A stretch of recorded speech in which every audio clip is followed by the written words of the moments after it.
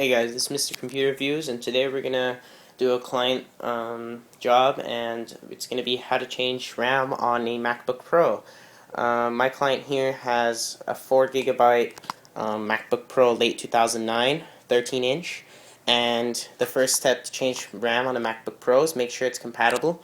I recommend you buy RAM that's compatible with Mac, right there. It's compatible with Mac devices. And the first thing you want to do is remove all the screws that are on the Mac, on the back of the Mac. There's going to be plenty of them, and there's 3 of them that are longer than the other ones, and those go right, those 3 spots right there. And then once you've done removing them, make sure you put them somewhere safe, because they're going to be really small. I recommend using a very small screwdriver, Phillips head. You're going to just take off the cover. It's going to come right off.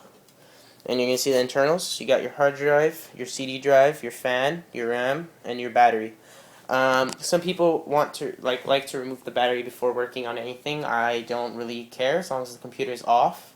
It should be fine because it's just RAM. It's not like anything serious.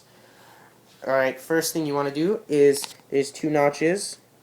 There's one right there. You want to get your finger right there on that notch and pull it back. See how it pulls back? It's just a flexible plastic. Don't be worried about breaking it. It's not gonna break. You just want to pull that back, but you want to do it with the other one too. So there's gonna be one here and the one here, and you're gonna do that with both of them. And then the first RAM will kind of pop up like this, and you're just gonna see if you can pull it out. It might be tight, and you got it. Don't touch the gold parts, and just put it down somewhere safe. The second RAM is gonna be underneath. You're gonna do the same exact thing. You're gonna do one and then the other one, and it's gonna pop right out. And then this one's gonna be a little bit harder to get because you're gonna have to do it one more time. And then it loosens it up on the inside, and then it helps to have 2 hands while you do this. So you just keep. And then sometimes it has a difficulty of coming out, but it will eventually. You just maybe want to help it out because this one's all the way down, stuck on the interneaths of the Mac. I'm trying to do this with one hand, but it's much harder to do it with one hand. I've never done it with one hand. And yeah, bear with me guys. Usually you use 2 hands for this, and you don't hold the camera with the other one.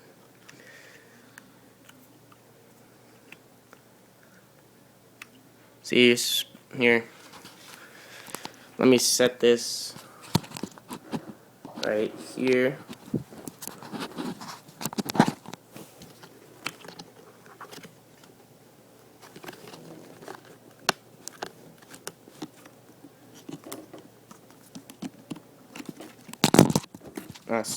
Alright, sorry guys.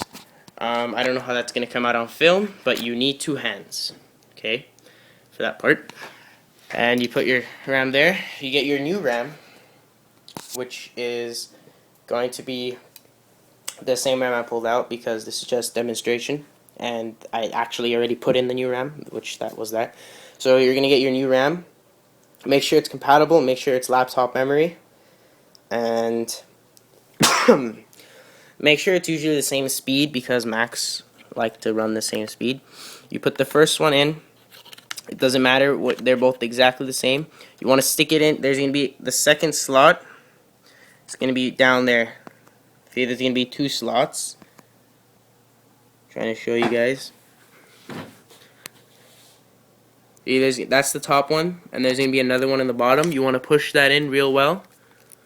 Make sure it's in, and then just push down and make sure it doesn't pop up again. Get your other stick and do the exact same thing. Make sure the notch is lined up,